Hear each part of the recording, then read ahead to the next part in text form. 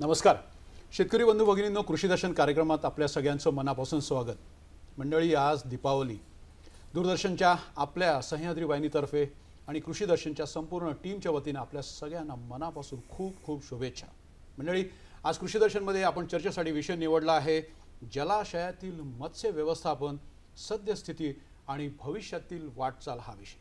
मंडळी, आपल्याला कल्पना आहे की महाराष्ट्रातल्या प्रमुख जे 4 जिल्हे आहेत म्हणजे ठाणे, रायगड, रत्नागिरी आणि सिंधुदुर्ग, या 4 जिल्ह्यांना लागून प्रचंड मोठा विस्तृत असा 720 किलोमीटर लांबीचा समुद्र किनारा आपल्याला लाभलेला आहे। त्यामुळे साहजिकच मत्स्य व्यवसाय, मत्स्य संवर्धन आणि माशांचा व्यवसाय फार मोठ्या प्रमाणावर केला जातो आणि इथून मासे परदेशात सुद्धा निर्यात म्हणजे एक्सपोर्ट केली जातात। पण मंडळी, महाराष्ट्रातल्या उर्वरित जिल्ह्यांचा काय असा जर प्रश्न आपण विचारला तर त्यासाठी सुद्धा आपल्याकडे उत्तर आहे। त्याचं कारण असं आहे की आपल्याकडे असलेल्या नद्या, तलाव, जलाशय किंवा आता शेततळी जे शेतकरी करतात त्यामध्ये सुद्धा मत्स्य संवर्धन केलं जातं। पण मंडळी, गंमत अशी आहे की आज संपूर्ण देशाचा जर आपण विचार केला तर जवळजवळ 30 लाख हेक्टर जलाशयाचं क्षेत्र आपल्याकडे उपलब्ध आहे, ज्यामध्ये मत्स्य व्यवसाय केला जातो, मत्स्य संवर्धन केलं जातं। इतकं प्रचंड मोठं क्षेत्र आपल्याकडे आहे। आणि महाराष्ट्राचा जर विचार केला तर महाराष्ट्रामध्ये जवळपास आपल्याकडे 3,18,000 हेक्टर एवढं क्षेत्र महाराष्ट्रामध्ये जलाशयाचं आहे, जिथे मत्स्य व्यवसाय केला जातो, मत्स्य संवर्धन केलं जातं। आणि हे जे क्षेत्र आहे हे वाढण्यासाठी पण खूप स्कोप आहे, वाव आहे आणि दिवसेंदिवस ते वाढत सुद्धा चाललं आहे। पण मंडळी, नाण्याची दुसरी बाजू थोडीशी निराशाजनक आहे। त्याचं कारण असं आहे, जर हेक्टरी उत्पादकता आपण जर बघितली तर आपलं असं लक्षात येईल की 15 ते 20 किलो, फक्त 15 ते 20 किलो हेक्टरी आपली उत्पादकता आहे। देशाचा जर विचार केला तर जवळपास 30 किलो हेक्टरी प्रति हेक्टरी उत्पादकता एवढी आहे, 30 किलोपर्यंत। आणि आपण नेहमी आपली तुलना चीन या राष्ट्राशी करतो, चायनाशी करतो। चायनामध्ये हेच उत्पादकता माशांची जवळपास 400 ते 500 किलो प्रति हेक्टरी प्रति वर्ष एवढी आहे। म्हणजे एवढी मोठी तफावत आहे। याचा अर्थ असा आहे की आपल्याला उत्पादकता वाढवण्यासाठी स्कोप आहे, वाव आहे। पण कुठेतरी आपलं चुकत असेल असं नक्कीच आपल्याला म्हणता येईल। मंडळी, गंमत अशी आहे की ही उत्पादकता वाढली पाहिजे आणि उत्पादकता वाढवण्यासाठी आपल्याला तंत्रज्ञानाची आवश्यकता आहे, ज्ञानाची आवश्यकता आहे। आणि त्याहीपेक्षा महत्त्वाचं म्हणजे की आपण छोट्या छोट्या तलावांमध्ये, शेततळ्यांमध्ये, जलाशयांमध्ये किंवा जे धरणं आहेत आपल्याकडे, पाटबंधारे विभागाची धरणं आहे, त्यामध्ये सुद्धा हे मत्स्य संवर्धन केलं जाऊ शकतं आणि त्याचा व्यवसाय केला जाऊ शकतो। तर मंडळी, आज कृषी दर्शनमध्ये आपण हाच चर्चेसाठी विषय निवडला आणि या विषयावर मार्गदर्शन करण्यासाठी आपल्याकडे एक नव्हे तर 2 महानुभव तज्ञ आपण दोघांना इथे आमंत्रित केलं आहे। सर्वप्रथम आपली ओळख करून देतो, श्रीयुत डॉक्टर प्रकाश शिनगारे। नमस्कार। डॉक्टर शिनगारे हे महाराष्ट्र कृषी शिक्षण आणि संशोधन परिषद पुणे येथे संचालक या पदावर कार्यरत आहेत आणि बराच मोठा अनुभव या विषयातला त्यांचा आहे, कार्यक्रमाच्या माध्यमातून आपल्याला कळेलच। त्यानंतर आपल्यासोबत आहेत श्रीयुत राजेंद्र काळे। काळे साहेब हे प्रादेशिक मत्स्य उपायुक्त कार्यालय पुणे येथे मत्स्य व्यवसाय अधिकारी म्हणून कार्यरत आहेत आणि त्यांचा सुद्धा या विषयातला प्रचंड हातखंडा आहे, भरपूर अनुभव आहे। नमस्कार। आपल्या दोघांचंही कृषी दर्शन कार्यक्रमामध्ये मनापासून स्वागत। सर, आपला हा कार्यक्रम आहे, लाईव्ह फोन इन प्रोग्राम आहे, त्यामुळे आमचे दर्शक आपल्याला थेट फोन करून काही प्रश्न विचारणार आहेत। तर पहिले त्यांना आपण फोन नंबर सांगूया। मंडळी, फोन नंबर आमचे नोट करून घ्या। पहिला नंबर आहे 24908050 आणि दुसरा नंबर आहे 24988050। जे दर्शक मुंबई बाहेरून फोन करणार आहेत त्यांनी 022 हा STD कोड लक्षात ठेवायचा आणि तो फिरवायचा आहे। सर, आपल्यापासून सुरू करूया। सर, सर्वात प्रथम आपल्या राज्याचा जर आपण विचार केला त्याची मगाशी मी सांगितलं की 3,18,000 जलाशयाचं क्षेत्र आपल्याकडे मत्स्य संवर्धनासाठी, व्यवसायासाठी आपल्याकडे, व्यवस्थापनासाठी आपल्याकडे उपलब्ध आहे। सर, आता धरणं आहेत, तलाव आहेत आणि जलाशय आहेत छोटे मोठे। सर, याचं वर्गीकरण करायचं जर झालं तर कसं करतात? आता आपल्याकडे पंचायत समितीपासून जिल्हा परिषद आणि पाटबंधारे विभागाचे तलाव आहेत, धरणं आहेत। हो। आता ह्याचं वर्गीकरण करायचं झालं तर छोटे जे तलाव आहेत त्यांचं वर्गीकरण 0 ते 20 हेक्टर, त्यानंतर 21 ते 60 हेक्टर, 61 ते 200 हेक्टर आणि 201 ते 1000 हेक्टर करता येईल। आणि ज्यावेळेला आपण जलाशय म्हणतो किंवा पाटबंधारे विभागाचे मोठे तलावचा विचार करतो त्यावेळेला लहान तलावामध्ये साधारण 500 ते 1000 हेक्टरचे तलाव जे आहेत, धरणं आहेत, त्यांना लहान जलाशय किंवा धरणं म्हणता येतील। 1000 ते 5000 हेक्टरच्या दरम्यान जे आहेत त्यांना मध्यम जलाशय म्हणता येतील आणि जे 5000 हेक्टरपेक्षा मोठे आहेत त्यांना आपण मोठे जलाशय असं म्हटलं जातं। बरोबर। काळेसाहेब, एक आपण म्हणजे माझ्या डोक्यात हा प्रश्न आला की जर आपण देशाचा विचार केला किंवा राज्याचा विचार केला तर जलाशयाचं जे क्षेत्र आहे त्याचा विस्तार कसा आहे, कसा असतो तो? तर तुम्ही सांगितल्याप्रमाणे आपल्या म्हणजे महाराष्ट्रामध्ये 3,18,000 हेक्टर आपल्याकडे उपलब्ध आहे, जलाशयाचं क्षेत्र जलाशयाचं क्षेत्र उपलब्ध आहे। आता वास्तविक आपल्याला त्यामध्ये मत्स्योत्पादनाची वाढ करणं शक्य आहे. त्या बाबतीतही आपण सांगितलं की 15 ते 20 किलो प्रति हेक्टर फक्त उत्पन्न मिळतं आहे आपल्याला. हो. आणि ते वाढवणं शक्य आहे. हो. तर आता हे वाढवणं म्हणजे जर का आपण शास्त्रीयदृष्ट्या केलं तर हे उत्पादन आपल्याला छोट्या तलावांमध्ये साधारण 500 किलो प्रति हेक्टर प्रतिवर्ष आपल्याला नेता येईल. हो.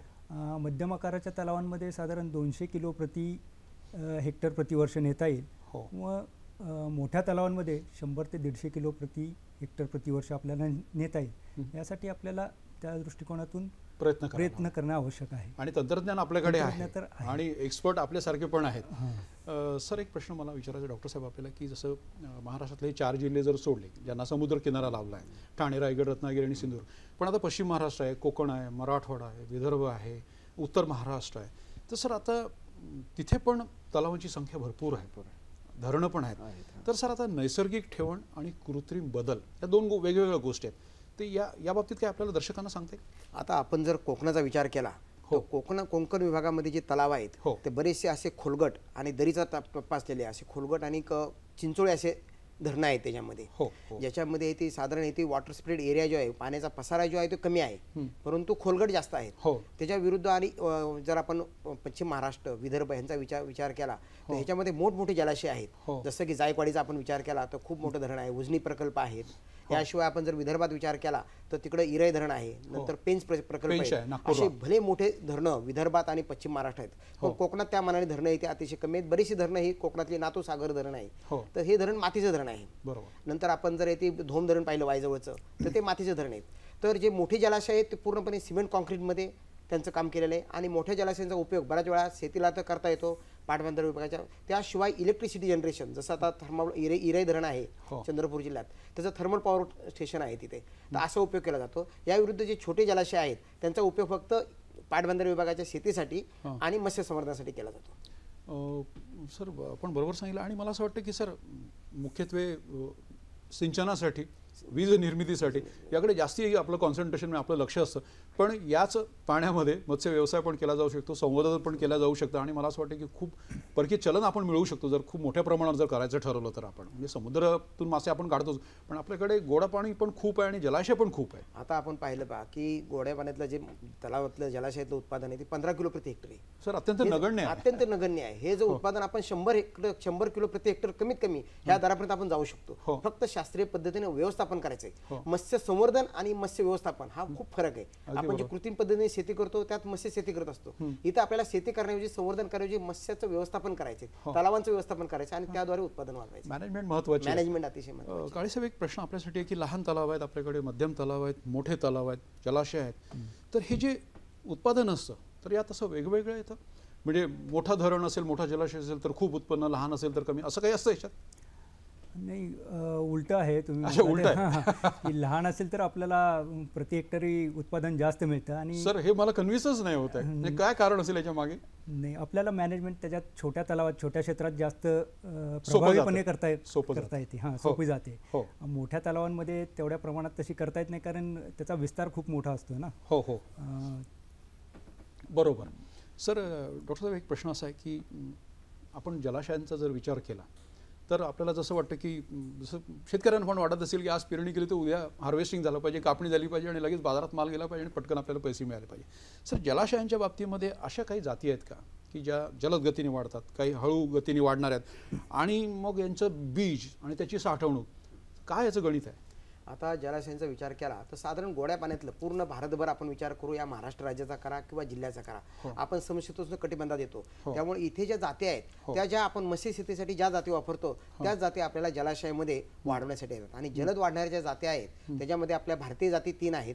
त्याच्यामध्ये कटला, रोहू आणि मृगल अशा त्या 3 जाती आहेत. आणि याशिवाय ज्या दुसऱ्या जाती आहेत त्या जाती सिल्वर कार्प, ज्याला चंदेरी मासा म्हटलं जातं, नंतर ग्रास कार्प, ज्याला गवत्या मासा म्हटलं जातं, आणि सायप्रिनस जो तळाला राहतो, जो चायनामधून आलेला मासा आहे. असे 3 परदेशी मासे आहेत. तर ह्या माशांचं आणि आपले भारतीय कटला, रोहू, मृगल ह्या माशाचं एकत्रित आपल्याला येथे जलाशयामध्ये मत्स्यबीज साठवणूक करता येते. आणि जलद गतीने कोणते वाढतात? हे सगळे हे 6 मासे जलद गतीने वाढतात. काळे साहेब, मला आता एक प्रश्न विचारायचा की जसं सरांनी सांगितलं की 6 मासे आहेत, रोहू, कटला, मृगळ तर आपले आहेच, आणि 3 सरांनी अजून वेगळे पण सांगितले की अत्यंत जलद गतीने वाढतात, म्हणजे उत्पादन आपल्याला लवकर मिळणार आहे. सर आता मला सांगा की व्यापारी दृष्ट्या यातल्या कोणत्या जाती महत्त्वाच्या आहेत, कारण बिझनेस हा महत्त्वाचा आहे. आता सरांनी सांगितल्याप्रमाणे हे सगळे प्रमुख कार्प आहेत, हो तेही महत्त्वाचे आहेत, आणि आपण जे एक्झॉटिक कार्स म्हणजे बाहेरून मागवलेले आहेत हो तेही महत्त्वाचे आहेत. व्यापारी दृष्टिकोनातून एवढ्यासाठी महत्त्वाचे की कारण ते जलद गतीने वाढतात. हो इतर जे आपले लोकल स्पेसीज आहेत हो त्यांना भाव कदाचित जास्त मिळतो, परंतु त्यांची वाढ तेवढी जास्त होत नाही, झपाट्याने होत नाही किंबहुना त्यांचं उत्पादन आपल्याला जास्त प्रमाणात मिळत नाही असं. पण सर महत्त्वाचा हा पण आहे ना की जलद गतीने वाढणारे ठीक आहे, पण त्याला भाव मिळतो का? दुसऱ्या असं गोष्टी जसं आता आपण प्रॉन्सचा पण विचार करतो बरेच वेळा की काही असे खास मासे आहेत की कदाचित जलद गतीने वाढत नसतील, पण मार्केटमध्ये खूप डिमांड आहे आणि प्रचंड भाव मिळतो त्यांना, असे पण काही मासे असतील. कोळंबी आहे ना, गोड्या पाण्यातील कोळंबी आहे, तुम्ही म्हणता ते बरोबर आहे, त्याला भावही चांगला मिळतो आणि त्याची वाढ जरी कमी असेल तरी भाव चांगला मिळत असल्याकारणाने एक्सपोर्ट होत असल्या कारणाने आपल्याला म्हणजे त्याचंही संचयन करता येतं. बऱ्याचशा तलावांमध्ये ते संचयन केलेलं आहे सध्या, त्यामुळे लोक तिकडे वळलेली आहेत ऑलरेडी, लोकांना त्याची महती पटलेली आहे. डॉक्टर साहेब, एक महत्त्वाचा प्रश्न असा आहे की जसा एक माणूस असतो, शाकाहारी असतो, मांसाहारी असतो, काही लोक दोन्ही खातात, तर माशांमध्ये पण असे प्रकार असतात. हे खरं तर आश्चर्य वाटेल की जसं आपण इथे म्हणतो की प्राण्यांमध्ये पण शाकाहारी प्राणी असतात, मांसाहारी प्राणी असतात, तशाच प्रकारचे मत्स्य व्यवसायामध्ये जर आपण विचार केला तर माशांमध्ये शाकाहारी मासे, मिश्राहारी मासे आणि मांसाहारी मासे आहेत. आता आपण जे जलाशयामध्ये संचयन करून जे व्यापारीदृष्ट्या वाढवणारे मासे आहेत, ज्याचं मोठ्या प्रमाणात उत्पादन घेणार आहेत. सर आपण एक फोन घेऊया पहिले, कारण हा तुमचा प्रश्न खूप इंटरेस्टिंग आहे, आम्हाला उत्तर सगळ्यांनाच ऐकायचं आहे, पण एक फोन घेऊया. विचारा. हॅलो, विचारा, आवाज येतोय. हा सर, नमस्कार. नमस्कार. दिवाळीच्या सर्वांना शुभेच्छा. आपल्याला सुद्धा. माझा प्रश्न असा आहे चिंतारी सरांना, तर आपल्या ज्या मोठे जलाशय आहे जे, त्याच्यामध्ये कोणतं खाद्य उपलब्ध असतं आणि ते मासेमारी करण्यासाठी कोणत्या प्रकारची जाळी आपण वापरली पाहिजे, जरा माहिती द्या. आता हा जो प्रश्न विचारला की आपण असं करतो की आपण छोटी छोटी शेततळी असतात, त्याच्यामध्ये तर आपल्याकडे ती खाद्य आपण उपलब्ध करतो, जे कृत्रिम खाद्य असतं ते टाकतो आणि मासे त्या जलद गतीने वाढतात. परंतु जलाशयांचा जर विचार केला तर जलाशयामध्ये जे मासे आहेत त्यांना आपण कुठल्या प्रकारचं कृत्रिम खाद्य देत नाही, ते पूर्णपणे नैसर्गिक खाद्यावर ते वाढत असतात. आता ह्या जलाशयामध्ये जे नैसर्गिक खाद्य असतं त्याला प्लवंग म्हटलं जातं, आणि प्लवंगामध्ये वनस्पती प्लवंग आणि प्राणी प्लवंग अशा दोन जाती असतात. वनस्पती प्लवंग हे प्रथम उत्पादकता करते आणि या वनस्पती प्लवंगावर प्राणी प्लवंग वाढत असतं, आणि हे प्राणी प्लवंग जे आहे हे प्राणी प्लवंगावर मग आपले जे लहान माशांची पिल्लं असतील किंवा काही शाकाहारी मासे आहेत ते जे प्लवंग खाणारे आहेत, जसा कटला, सिल्वर कार्प हा पाण्याच्या वरच्या थरात राहतो, तर हा प्लवंगावर बऱ्याच वेळा राहतो. सायप्रिनस आणि मृगल आहेत हे तळाला राहणारे मासे असल्यामुळे ते कुजलेले जवजंतू किंवा कृमी याच्यावर जगत असतात, आणि त्याच्यामुळे पाण्यामध्ये जर पाण्याला हिरवा रंग किंवा तपकिरी रंग आलेला असतो हे त्यामध्ये असलेलं नैसर्गिक खाद्य आहे. आणि ह्याच खाद्याची उत्पादकता, ज्याला भौतिक, रासायनिक आणि जीवशास्त्रीय गुणधर्माचा अभ्यास करून त्या तलावाची उत्पादकता काढली जाते, आणि हा शास्त्रीय अभ्यास करूनच ते प्रत्येक तलावाचे उत्पादन किती होऊ शकतं हे काढलं जातं. आता दुसरा जो प्रश्न यांनी विचारला आहे की कुठल्या प्रकारची जाळी वापरली जातात. हो, आता आपण छोट्या शेततळ्यांमध्ये आपण आपलं ड्रॅगनेट की ज्याला ओढ जाळे म्हटलं जातं, 2-4 लोक उभे राहतात आणि ते जाळे ओढून जमिनीला घासून ते मासे पकडले जातात. पण जलाशय खूप मोठमोठे जलक्षेत्र असतं, त्याची खोलीसुद्धा खूप असते, त्यामुळे अशा खोल धरणांमध्ये मासेमारी करायला गेलं तर त्यासाठी वेगळ्या प्रकारची जाळी असतात. त्याच्यामध्ये गिलनेट की सर्वसाधारण तरंगती जाळी म्हटली जातात त्याला, आणि या तरंगत्या जाळ्यामध्ये आपण जर ती पाण्यामध्ये सोडली तर त्याच्यामध्ये माशांच्या कल्ल्यांमध्ये हे जाळे अडकले जातात, आणि कल्ल्यामध्ये जाळे अडकली की ते मासे आपल्याला पकडता येतात. आता ह्या जाळ्यांची सुद्धा वेगवेगळ्या प्रकारचे साईज असतात, हे आकार असतात, मेस साईज कमी असतं, त्याप्रमाणे ज्या प्रकारचे मासे पकडायचे त्याप्रमाणे आपल्याला ते जाळे वापरतात. त्याच्यामध्ये आणखी कास्टनेट ज्याला पाग आहे, जे धरणाच्या काठाला मासेमार बांधव आहेत ते पागाचा उपयोग करतात. त्यानंतर गळ, दावण अशा प्रकारची जे मांसाहारी मासे आहेत ज्याला आपण मरळ म्हणतो किंवा ती वाम, हे असे प्रकार आहेत, ते हुक किंवा गळ जे असतात असे गळ वापरून सुद्धा आपल्याला ते मासेमारी करून घेता येते. सर आता आपण हे उत्तर देत होतात, त्याच्या पूर्वी एक फोन आला आणि फोनच्या पूर्वी आपण एक उत्तर देत होतात की शाकाहारी आणि मांसाहारी. आता शाकाहारी माशांचा जर विचार केला तर कटला, रोहू, मृगल आणि हे जे सिल्वर कार्प वगैरे आहेत हे सगळे शाकाहारी मासे आहेत. त्याच्याबरोबर जे सायप्रिनस मासा आहे तो शाकाहारी मासा आहे, परंतु ते लहान कृमी, कुजलेले जे पदार्थ असतात असे प्रकार वगैरे खातो. आणि मांसाहारी जे मासे आहेत त्याच्यामध्ये आपले स्थानिक मासे येतात, ज्याला गावठी मासे म्हटलं जातो, जे आपल्या पूर्वीपासून आपल्या देशामध्ये नद्यांमध्ये ते पूर्वीपासून आलेले आहेत, आणि अतिशय चविष्ट मासा. म्हणजे तुम्ही चवीचा जर विचार केला तर शाकाहारी माशांपेक्षा मांसाहारी मासा नेहमीच चविष्ट लागतो. आणि त्याच्यामध्ये तुम्हाला माहित असेल की मरळ अतिशय प्रसिद्ध आणि लोकांना आवडते. मरळ, पाण्या नदीमधली जी वाम असते ती वाम, त्याच्यानंतर शिंगाडा मासा आहे, ज्याला ती पडण आहे, वालागॅटो म्हटलं जातं, आणि मिस्टर सिंगाला ज्याला सिंगटा म्हटलं जातं. असे जे मांसाहारी मासे आहेत हे पूर्णपणे दुसऱ्या माशावर अवलंबून असतात. बरोबर. सर एक फोन घेऊया. चालेल. हां विचारा, प्रश्न विचारा. हा नामदेव पाटील बोलतोय. हा आवाज येतोय, विचारा. अच्छा, मला असा प्रश्न सरांना विचारायचा आहे का जलद मच्छी वाढण्यासाठी कोणकोणते खाद्य वापरायला पाहिजे, खतं कोणकोणती द्यायला पाहिजे? परत एकदा प्रश्न विचारता मोठ्याने. अच्छा, मी नामदेव पाटील रायगडहून बोलतोय. हां हॅलो. तर जलद मासे वाढण्यासाठी कोणकोणते खाद्य आणि कोणकोणती खतं द्यायला पाहिजे? सर आता एक गमत अशी आहे की यांनी एक प्रश्न विचारला की जलद मासे वाढण्यासाठी कुठलं खाद्य द्यायला पाहिजे.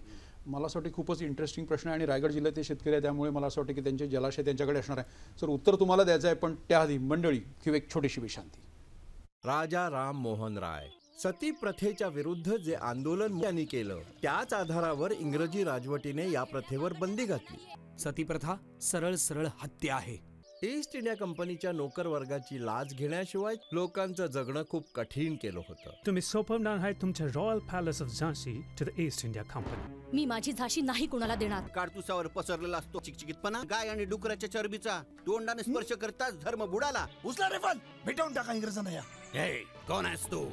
आम्ही मंगल पांडे. नीळ उगवणारे कारागीर इंग्रज जमीनदारांचे पण जवळजवळ बांधील मजदूर बनवून गेले. मला तुझी कुठली बडबड नाही ऐकायची आणखी. आणि जर तुम्ही नकार दिलात तर मी तुम्हा सर्वांना मारून टाकेन. कारागीर लोकांवरची मोठी संकट आवाक्याच्या बाहेर गेली तेव्हा त्यांनी बंडाच्या रस्त्याचा स्वीकार केला. भारत एक खोज रविवारी संध्याकाळी 4:45 आणि बुधवार दुपारी 12 वाजता. सांस्कृतिक कार्यक्रमांचं सुंदर आयोजन. मुंबई आमची मुंबई. सण उत्सवांचं पारंपरिक नियोजन. मुंबई आमची मुंबई. प्रत्येकासाठी जीवाभावाची आमची मुंबई. मुंबई आमची मुंबई प्रसारण दर शनिवारी सकाळी 8 वाजता आणि पुन्हा प्रसारण दर रविवारी रात्री 8 वाजता.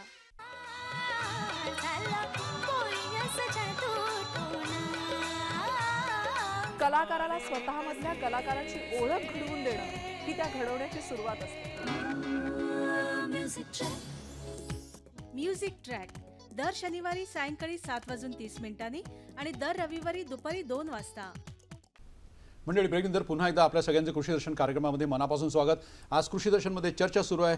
जलाशयातील मत्स्य व्यवस्थापन, सद्यस्थिती आणि भविष्यातील वाटचाल हा विषय आपण चर्चेसाठी निवडला आणि आपल्यासोबत तज्ज्ञ आहेत डॉक्टर प्रकाश शिनगारे, संचालक महाराष्ट्र कृषी शिक्षण आणि संशोधन परिषद पुणे, पुण्याहून आलेले आहेत. त्यानंतर आपल्यासोबत आहेत श्रीयुत राजेंद्र काळे, मत्स्य व्यवसाय अधिकारी आहेत, प्रादेशिक मत्स्य उपायुक्त कार्यालय पुणे इथून आपल्याकडे आले. दोन्ही महानुभाव आपल्यासोबत आहेत. सर ब्रेकपूर्वी एक फोन आला होता की त्यांनी विचारलं की जलद गतीने वाढणारे मासे आणि त्यांना कुठलं खाद्य आणि खत आपल्याला द्यायला पाहिजे. आता जो प्रश्न विचारला गेला तर ते जलद गतीनं मासे वाढण्यासाठी जे खाद्य आणि खते आहेत तर ते आपल्याला मी आता सुरुवातीला सांगितलं की लहान तलाव असतील 4 एकर 5 एकर 10 एकर 20 एकर पर्यंत जरी असतील तरी त्याच्यामध्ये आपल्याला नियंत्रण करता येतं आणि त्याच्यामध्ये खत कृत्रिम खाद्य आणि खतं आपल्याला वापरता येतात. पण आता हा आपण जलाशयाचा जो विषय करतोय, जलाशयामध्ये ती कुठलंही आपल्याला कृत्रिम खाद्य देता येत नाही, कुठलंही खतं वापरता येत नाही. परंतु जलाशयामध्ये नैसर्गिकरित्या त्याच्यामध्ये प्राणीप्लवंग म्हणजे नैसर्गिक खाद्य, जिवंत खाद्य जे आपण कृत्रिम देतो ते जिवंत खाद्य नसतं,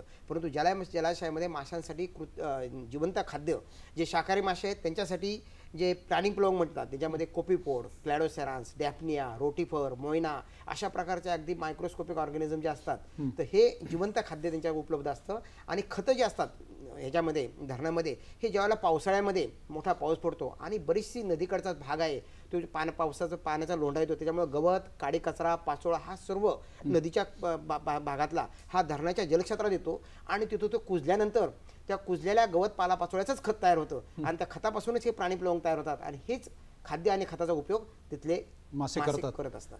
काळेसाहेब मला एक प्रश्न विचारायचा, सरांनी सांगितलं होतं की प्लवंगांचा सरांनी उल्लेख केलाय, पण आता जसं रायगड जिल्ह्यात एक फोन आला होता की शेततळ केलाय, छोट्या प्रमाणामध्ये तलाव केलाय, सिंचनासाठी पाणी पण आणि त्यात मासे पण सोडलेत, आता त्यांना खाद्य तर द्यायला पाहिजे. तर समजा एखाद्या गरीब शेतकऱ्याला छोटा तलाव असेल तर त्यांनी काय खाद्य दिलं पाहिजे? त्यांनी जर का त्याच्या स्वतःच्या शेतामध्ये तलाव केलेला असेल, करेक्ट, किंवा म्हणजे कन्स्ट्रक्टेड पॉन्ड असेल, तर तो आर्टिफिशियल खाद्य वापरू शकतो. बरोबर. मार्केटमध्ये रेडिली उपलब्ध आहेत, गोदरेजची फीड्स वगैरे आहेत. त्या व्यतिरिक्त तो जर का तुम्ही म्हटला त्याप्रमाणे अजूनही म्हणजे स्वतः जर का तो बनवणार असेल, तर तो शेंगदाणा पेंड, त्याच्यानंतर तांदळाचा भुसा असं मिक्स करून एकत्रितरित्या माशांना देऊ शकतो. तो अशातला भाग आहे. एक फोन येतोय सांगलीहून. मंगेश माने काय विचारू इच्छितात? विचारा. हॅलो, विचारा, आवाज येतोय, प्रश्न विचारा. मी मिरजेतून बोलतोय. हा, बोला बोला. मिरज सांगली. मला असं विचारायचं आहे सरांना, प्रश्न शिंगारे सरांना, पाण्याची क्वालिटी आपण कशी तपासावी? मग त्याच्यात उपलब्ध खाद्याचं कसं पर्सेंटेज आपण काउंट करावं?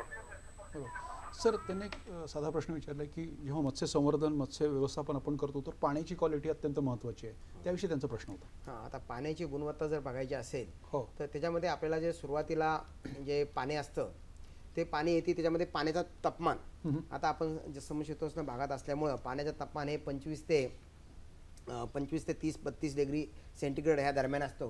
पण पाण्याचा पीएच जो आहे ना, तो पीएच अतिशय महत्त्वाचा आहे. ज्यावेळेला तुम्हाला पाण्याची उत्पादकता पाहायची आहे, त्यावेळेला पाण्याची उत्पादकता पाहायची असेल त्यावेळेला आपण प्रथम पीएच पाहायला पाहिजे. आणि पीएचची जी पातळी असते ती 6.5 ते 9.5 असते. आणि कमीत कमी पीएच हा 6 पेक्षा खाली असेल तर कमीत कमी प्रॉडक्टिव्हिटी असते, उत्पादकता असते. आणि 8.5च्या जर वर असेल तर त्या तलावाची पाण्याची उत्पादकता अतिशय चांगली असते. त्यानंतरचा दुसरा मुद्दा आहे की अल्कलिनिटी पाहिजे असेल तर ती सुद्धा आपल्याला जर 90च्या वर असेल, साधारण त्याची पातळी 40 ते 240 असते, परंतु 90च्या वर जर अल्कलिनिटी असेल तर ती उत्पादकता चांगली असते. आणि पाण्यातले जे जीवशास्त्रीय गुणधर्म आपल्याला पाहिजे असतील तर त्या तलावातलं जे पाणी असेल ते पाणी साधारण आपण इथे 200 लिटर पाणी आपण गाळून घ्यायचं पातळ नायलॉनच्या फडक्यामध्ये, आणि नंतर एक काचेचं भांडं घेऊन त्याच्यामध्ये स्वच्छ पाणी घ्या नळाचं, आणि त्यामध्ये गाळलेले जे जंतू आहेत ते त्याच्यामध्ये टाका आणि ते पहा. आणि त्याची क्वांटिटी किती आहे ते 100 लिटर ते 200 लिटर पाणी टाकल्यानंतर किती एमएल ते मिळते, त्याप्रमाणे आपल्याला त्याची ती उत्पादकता पाण्याची आपल्याला जीवशास्त्रीय दृष्टीने तपासता येते. पण मला असं वाटतं की सर, पाणी तपासण्यासाठी आपल्याकडे प्रयोगशाळा पण आहेत, तर तिथे जो पीएच आपण ज्याला म्हणतो, ज्याला सामू आपण मराठीमध्ये म्हणतो, तो सामू तपासता येतो ना, आणि तो तपासल्यानंतर मग आपल्याला कळू शकतं की आपली उत्पादकता कमी होते की जास्त होते आणि पीएच काय आहे किंवा सामू काय. काळेसाहेब, मला एक प्रश्न विचारायचा की सरांनी मगाशी प्लवंगांचा उल्लेख केला, तर आज जलाशयांमध्ये आपण जर बघितलं तर अनेक झुडपं असतात, गवत असतं, वेगवेगळ्या प्रकारचं काही कुजलेले लाकडं असतील, तर यामुळे मासेमारी किंवा हा मास्यांचा जो व्यवसाय आहे, आपण म्हणतो बिझनेस ज्याला आपण म्हणतो, त्याच्यावर काही परिणाम होऊ शकतो याचा? या आतल्या जी वनस्पती आहे, कुजलेल्या असतील, काही झुडपं असतील, काही श्रब्स असतील? नाही, जे काही तलावाच्या खाली लाकडाचे ओंडके वगैरे असतात खाली, किंवा त्याच्यामुळे मासेमारी करताना म्हणजे नेटिंग करताना ॲक्च्युली प्रॉब्लेम येतो, त्याच्यामुळे मासेमारी होत नाही व्यवस्थितरित्या, जाळी अडकतात, जाळी फाटतात. बरोबर. त्यासाठी काय करायला हवं की ज्यावेळी तलाव उन्हाळ्यामध्ये पाणी कमी होतं तलावांमधलं, त्यावेळी ही सगळे खालून काढून टाकलेले पाहिजेत ओंडके वगैरे, का झाडाचे जे बुंदे वगैरे असतील खाली, ते जर का त्याच वेळी काढले तर पुढच्या वेळी ते त्याचा त्रास होणार नाही आपल्याला. जेवढं स्वच्छ असेल तेवढं स्वच्छ. हां, स्वच्छ. व्यावसायिक दृष्ट्या ते चांगलं आहे आणि माशांच्या प्रजननासाठी म्हणा किंवा त्यांच्या वाढीसाठी पण ते चांगलं आहे. बरं सर, एक महत्त्वाचा प्रश्न असा आहे की जेव्हा हे फिशिंग करतात लोक, म्हणजे मासेमारी करतात, तर वेगवेगळ्या प्रकारच्या जाळ्या आज मार्केटमध्ये उपलब्ध आहेत आणि काही पारंपरिक पण आहेत. मी असे काही कोळी बांधव, म्हणजे कोकण कृषी विद्यापीठामध्ये मी प्रोफेसर असताना आम्ही हरणी बंदरला जायचो, मासे घ्यायला बऱ्याच वेळा आम्ही जायचो, तर तिथे काही विणायचं काम पण चालू असायचं जाळ्यांचं. तर असं कन्व्हेन्शनल म्हणजे पारंपरिक आणि आता रेडीमेड असं काय असतं का याच्यामध्ये? आता जाळ्याचे जे प्रकार आहेत, आता समुद्रातलं आपल्याला माहिती आहे की तिथे मोठमोठी जाळी वापरली जातात, ते पर्सिन आहे, नंतर इथे ट्रॉलर नेट्स आहेत, असे वापरले जातात. आता आपण गोड्या पाण्याचा जर विचार केला तर गोड्या पाण्यामध्ये मोठ्या धरणं असतील, काय काय धरणं आपण बघितलं, आता जायकवाडी धरण आणि पेंच धरणं अशी मोठी धरणं आहेत, किंवा उजनी प्रकल्प आहे, अशा धरणामध्ये मोठ्या प्रमाणात मच्छीमारांची संख्या जास्त असते. आणि तिथं जी जाळी वापरली जातात तर ही जाळी साधारण लांब, अतिशय लांब जाळी असतात आणि त्याची हाईट सुद्धा, उंची सुद्धा भरपूर असते आणि त्याला गिलनेट म्हटलं जातं. मी आता सुरुवातीला बोललो की माशाच्या कल्ल्यांमध्ये अडकणारी जी जाळी त्याला गिलनेट म्हटलं जातं. आणि ते तरंगती जाळी असतात आणि तरंगती जाळी पाण्यामध्ये उभ्या असतात, उभ्या प्रमाणात सोडली जातात. ज्यावेळेला मासे पाण्यामध्ये स्विमिंग पोहत असतात, एका दिशेकडून दुसऱ्या दिशेकडे जात असतात, त्यावेळेला ह्या मध्ये जे जाळे असतात ह्या जाळ्यातून पास होताना त्यांच्या कल्ल्यामध्ये अडकले जातात. याशिवाय आपल्याला जे ओढ जाळं असतं, हे बऱ्याच वेळा धरणाचा जो उथळ भाग असेल, अशा उथळ भागात ओढ जाळं फिरवून सुद्धा आपल्याला ड्रॅगनेट ज्याला म्हणतो आपण, बरोबर, जमिनी तळ घासून जी जाळी फिरवली जातात त्याद्वारे सुद्धा मासे पकडता येतात. आणि पाग जे फेक जाळे म्हणतात त्याला, त्या सुद्धा त्याद्वारे सुद्धा करता येईल. जर मी हा प्रश्न का विचारला याच्या मागचं कारण मी आपल्याला सांगतो. म्हणजे फिशरी सर्वे ऑफ इंडियाचे डॉक्टर सोमवंशी सर आहेत, डायरेक्टर जनरल, त्यांचे आम्ही 2-3 कार्यक्रम कृषी दर्शनच्या माध्यमातून घेतले. तेव्हा कार्यक्रमात ते कळलं की बऱ्याच वेळा काय होते की हे जे जाळे टाकले जातात तर बरेच वेळा छोटे छोटे मासे पण जाळ्यांमध्ये अडकतात, ज्याचं व्यापारीदृष्ट्या त्याचं काही महत्त्व नाही. ते जाळ्यात अडकलेले सगळे जे छोटे मासे आहेत सगळे ते तिकडे शोअरवर फेकल्या जातात. म्हणजे ते एक प्रकारचं नुकसान आहे. त्यामुळे जेवढ्या प्रकारचा मासा आकाराचा आपल्याला पकडायचा आहे तर अशा काही कस्टमाइज आपण ज्याला म्हणू. अतिशय चांगला प्रश्न विचारला आणि ही आजची गरज आहे. जर जलाशयाचा मुख्य व्यवस्थापन मधला जर मुद्दा असेल तर आता आपण जे विषय केला हाच एक मुख्य प्रश्न आता उपस्थित आहे.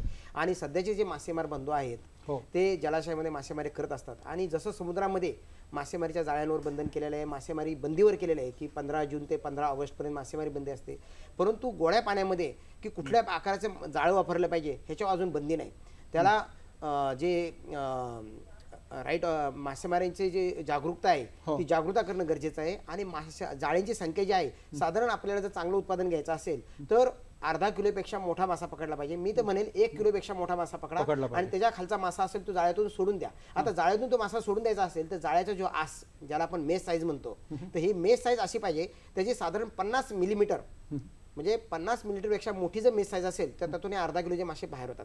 आता तुम्हाला उदाहरणार्थ सांगेल की मध्य प्रदेश आणि उत्तर प्रदेशमधील काही तवा धरण जलाशय आहे असे काही उत्कृष्ट उदाहरणं आहेत की ह्या जलाशयामध्ये त्यांनी जी साईज आहे ती 100 ते 240 mm पर्यंत ठेवलेली आहे. आणि त्याच्यामुळे त्याच्यातून ती लहान मासे ते सर्व निघून जातात आणि फक्त मोठे मासे होतात. आणि त्यामुळे त्यांची उत्पादकता जी आहे धरणाची त्याची मासेमारीची ती साधारण 2.5 ते 3 पट 4 पट वाढलेली आहे. आणि सर निरर्थक ते छोट्या बुटुकली किंवा छोट्या माशांचा जीव जातो याच्यामध्ये जे मासे आणि त्याचा काही उपयोग होत नाही. पहिल्या वर्षी माशांची वाढ ही अर्धा किलोच्या वर जात नाही, पाऊण किलो जाते. सर एक फोन घेऊया. एक फोन येतोय सोलापूरहून. विचारा, प्रश्न विचारा. हॅलो. हा विचारा. हा सोलापूर सर, मी सोलापूरवरून सिराज शेख बोलतोय. हा सिराज भाई विचारा. धरणातील मासे किती आकाराचे किंवा वजनाचे पकडावेत? हा सर, धरणामध्ये मत्स्य व्यवसाय करायचा, मासेमारी करायची तर किती आकाराचे आणि किती किलोचे आपण जो विषय चालला होता आता चर्चा केली त्याप्रमाणे मासे पकडण्यासाठी जर आपल्याला धरणाची उत्पादकता वाढवायची आहे, आपण आता सांगतो की आपल्या धरणांची उत्पादकता सरासरी 15 किलो प्रति हेक्टर आहे आणि आपल्याला ती उत्पादकता 100 किलो प्रति हेक्टर न्यायची आहे. हे करण्यासाठी जर जागृत मासेमार आहेत त्यांनी जर त्यासाठी जर मासेमारीचे बंधन ठेवली, जी जाळी आहेत ह्या जाळ्यांवर बंधन ठेवलं, नंतर मासेमारीमध्ये लहान पिल्लं जे आहेत ते अजिबात पकडली नाही पाहिजे. ज्यावेळेला पावसाळ्याचा सीझन असतो त्यावेळेला लहान लहान पिल्लं पकडली नाही पाहिजेत. तर साधारण 1 किलोपेक्षा मोठा मासा असेल तर हाच मासा पकडला पाहिजे. आणि त्यासाठी पहिल्या वर्षी जे मासे आहेत ते पकडले नाही पाहिजे सोडलेले. दुसऱ्या वर्षी तेच मासे साधारण 1.5-2 किलोचे होतात त्यावेळेला पकडा. तेच मासे 3 वर्षानंतर 5 किलोचे होतात. आणि त्यामुळे तुम्ही जर या मासेच्या आकारावर वजनावर जर बंधन ठेवलं तर साहजिकच आपली उत्पादन क्षमता आपण 100 किलो प्रति हेक्टर पर्यंत नेऊ शकतो. सिराज भाई, थोडक्यात सरांनी सांगितलं की कुछ खोया कुछ पाया. छोटे मासे जर आहेत त्यांना सोडून द्यायला पाहिजे. जे आपल्याला हवेत 1 किलो 2 किलो 5 किलो पर्यंतचे तेच आपण पकडायला पाहिजे. आणि त्यासाठी तशी जाळी आपल्याला बनवायला पाहिजे किंवा तशी जाळी मार्केटमध्ये जर उपलब्ध असेल तर आपल्याला घ्यायला पाहिजे. म्हणजे खऱ्या अर्थाने व्यवसाय पण चांगला होईल आणि छोट्या माशांचा जीव पण निरर्थक किंवा विनाकारण जाणार नाही. मंडळी, या नोटवर किंवा एक छोटीशी विश्रांती. दूरदर्शनच्या सह्याद्री वाहिनीच्या सर्व प्रेक्षकांना तसेच आमच्या शेतकरी बंधूंना दिवाळीच्या हार्दिक शुभेच्छा. ही दिवाळी तुम्हाला सगळ्यांना सुखसमृद्धीची, भरभराटीची आणि आनंदाची जावो. नमस्कार मंडळी.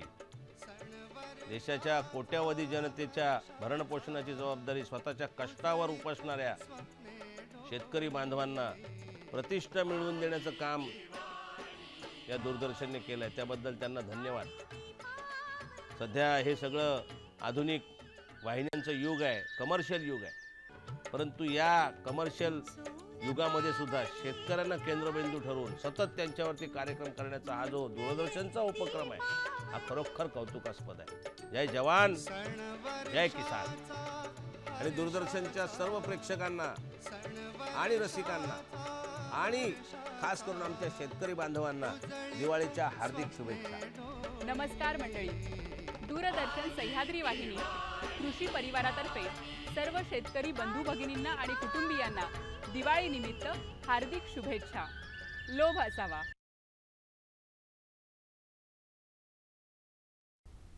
मंडळी, ब्रेकनंतर पुन्हा एकदा आपल्या सगळ्यांचं कृषी दर्शन कार्यक्रमामध्ये मनापासून स्वागत. आज कृषी दर्शनमध्ये चर्चा सुरू आहे जलाशयातील मत्स्य व्यवस्थापन, सद्यस्थिती आणि भविष्यातील वाटचाल या विषयावर. आणि आपल्यासोबत तज्ज्ञ डॉक्टर प्रकाश शिंगारे, संचालक आहेत महाराष्ट्र कृषी शिक्षण व संशोधन परिषद पुणे इथे आहेत. त्यानंतर आपल्यासोबत आहेत राजेंद्र काळे, हे मत्स्य व्यवसाय अधिकारी आहेत, प्रादेशिक मत्स्य उपायुक्त कार्यालय पुणे, दोन्ही तज्ज्ञ पुण्याहून इथे आलेत. सर, काळे सर, एक प्रश्न मला आपल्याला विचारायचा आहे, कारण बरेच वेळा मी हा सीन बघितलेला आहे, जलाशयांमध्ये बघितला आहे, नदीत बघितला आहे, छोटे छोटे धरणांमध्ये बघितलं आहे की हे मासेमारी करायला जे लोक जातात, अत्यंत छोटी नाव असते, 1 किंवा 2च लोक मोठे मुश्किली त्यात बसू शकतात आणि ते जाऊन मासेमारी करतात. मला असं वाटतं की काळाच्या ओघामध्ये सगळं बदललं पाहिजे. आज आपण बघितली टेक्नॉलॉजी की त्या स्पीड बोट असायला पाहिजे, मोठ्या बोट असायला पाहिजे, टेक्नॉलॉजी अपग्रेड होत चाललेली आहे, अपडेट होत चाललेली आहे. तर याविषयी काही सांगता येईल सर? तुमचं म्हणणं बरोबर आहे की आता आपण साधारण मेकनाइज बोट्स त्याच्यात वापरायला पाहिजेत, म्हणजे यांत्रिकीकरण केलेल्या नौका आपण वापरायला हव्यात त्या ह्याच्यात. कारण 1-2 माणसांऐवजी आपण जास्त माणसं वापरू शकतो, मोठी जाळी नेऊ शकतो आणि प्रसंगी जर का आपल्याला बर्फ न्यायचा असेल त्याच्यात मासे आणताना तर तोही उपयोगी पडेल आपल्याला. कारण बर्फ जर का नेला तर जे काय आपण मासे पकडू ते त्याच्यात ठेवून त्याची म्हणजे जी क्वालिटी आहे ती चांगली आपण मेंटेन करू शकतो किनाऱ्यापर्यंत आणस्तोपर्यंत, खराब होणार नाहीत. कारण मासा लवकर खराब होणारा प्राणी आहे. सर, मला तुम्ही म्हणजे खूपच हे मला तुमचं उत्तर इतकं पटलं आहे. त्याचं कारण आहे की समजा खूप डीप आतमध्ये गेले असतील हे लोक आणि मासे पकडलेले आहेत, तर ते प्रवास करून यायचं, परत त्यांना उतरवायचं, नंतर मार्केटमध्ये आणि मार्केटमधून नंतर गिरायका हा जो कालावधी, आणि हे अत्यंत नाशवंत असा हा प्रोडक्ट आहे. त्यामुळे मला असं वाटतं की तुम्ही चांगले मोठ्या बोट वापरल्या तर तुम्हाला बर्फ वगैरे त्यांना तुम्हाला तिथे थोडंसं प्रिझर्व करून व्यवस्थित सुरक्षित आणता येईल. सर, एक मला व्यक्तिगत प्रश्न आपल्याला विचारायचा आहे. 1984 मला वाटतं एक फोन येतोय, फोन घेऊया पहिले. विचारा. मला असा प्रश्न विचारायचा आहे. माझं नाव आशिष पाटील, नेरळवरून बोलतोय. माझा प्रश्न असा आहे की तलावाची किमान साईज किती असावी मत्स्य संवर्धनासाठी व याचं प्रशिक्षण आपल्याला नेरळ किंवा रायगड जिल्ह्यामध्ये कुठे मिळू शकतं? सर, खूप छान प्रश्न विचारला. मी हा विचार सर काळे सर तुम्हाला हा प्रश्न मी विचारणार होतो की या विषयाचं प्रशिक्षण मिळणं गरजेचं आहे. आपण जे म्हणतो की उत्पादकता वाढली पाहिजे, 15 किलोपासून 100 किलोपर्यंत आपण नेऊ शकतो, जसं सरांनी सांगितलं उत्तर प्रदेश, मध्य प्रदेशचे उदाहरणं सांगितले, ते उत्पादकता आपण वाढवू शकतो, पण त्या लोकांना शिक्षित करणं गरजेचं आहे, याविषयीचं प्रशिक्षण देणं गरजेचं आहे. आणि त्यांनी दुसरा एक प्रश्न आशिषने विचारला आहे नेरळवरनं की तलावाचा नेमका साईज काय असायला पाहिजे? प्रशिक्षणाच्या बाबतीत आमच्या विभागामार्फत, मत्स्य विभागामार्फत पेड ट्रेनिंग दिलं जातं 10 दिवसाचं. 2000 रुपये फी आहे, 10 दिवसाचा कोर्स आहे. या व्यतिरिक्त CIFE म्हणून जी संस्था आहे इथं वर्सोव्याला, त्यांच्याकडे 1 महिन्याचे 2 महिन्याचे कोर्सेस आहेत. जर का विस्तृतपणे करायचं असेल KKVलाही कोर्सेस आहेत, तिथेही करू शकतात. ते दापोलीला कोकण कृषी विद्यापीठामध्ये, कोकण कृषी विद्यापीठामध्ये, रत्नागिरीला कोर्सेस आहेत. तिथूनही कोर्सेस केले तर त्यांना चांगल्या रीतीने याची माहिती मिळू शकेल. सर, तलावाचा असं काही स्पेसिफिक साईज आहे जसं शेततळ्यांचा एक स्पेसिफिक साईज असतो? आता जर छोट्या प्रमाणात छोटे तलाव असतील तर त्याच्यामध्ये करता येईल, पण आपण आता सध्या जो विचार करतोय तो जलाशयाचा आहे किंवा पाटबंधारे विभागाची. मी आता आशिषने जो प्रश्न विचारला नेरळवरनं, हे जे छोटे तलाव आहेत ते साधारण आपल्याला 5 एकर 10 एकर पर्यंत, अगदी 15-20 एकर पर्यंत, म्हणजे साधारण 6 ते 7 हेक्टर पर्यंत, 10 हेक्टर पर्यंत आपल्याला मॅनेज करता येतात. मिनिमम काय असायला पाहिजे? मिनिमम साईज तलावाचे मासे वाढण्यासाठी मी स्वतःच प्रयोग केले आहेत. रायगड जिल्ह्यामध्ये मी ज्यावेळेला कोकण कृषी विद्यापीठाच्या अंतर्गत शास्त्रज्ञ म्हणून काम केलं पनवेल येथे, तर आम्ही तिथे वेगवेगळ्या प्रकारचे तलाव केले होते. 2 गुंठ्यापासून 5 गुंठे, 10 गुंठे आणि 20 गुंठे आणि 1 एकरची शेतकऱ्यांची काही शेततळी केली होती. त्यात आम्हाला असं आढळलं की 8 ते 10 महिन्याच्या कालावधीमध्ये 2 गुंठ्यामध्ये 100 ग्रॅमच मासा झाला, 5 गुंठ्यामध्ये तो मासा 300-350 ग्राम झाला, 10 गुंठे ते 20 गुंठ्यामध्ये साधारण मासा 700 ग्रामचा झाला. तर याच्यावरून असं लक्षात येतं की साधारण कमर्शियली व्यापारीदृष्ट्या जर आपल्याला मासा साधारण 1 किलो वजनाच्या पेक्षा मोठा जर करायचा असेल तर कमीत कमी 1 एकर ही तलावाचा आकार असला पाहिजे कमर्शियल. सर, आता एक कोकण कृषी विद्यापीठात आपण होतात, मला पण जुन्या गोष्टी आठवल्या म्हणून एक प्रश्न मला व्यक्तिशः विचारायचा आहे. सर, 1984 आणि 85 साली कोकण कृषी विद्यापीठात मी पण प्रोफेसर होतो. तेव्हा सर, मी आणि माझा मित्र आम्ही रोज मासे घ्यायला बाजारात जायचो.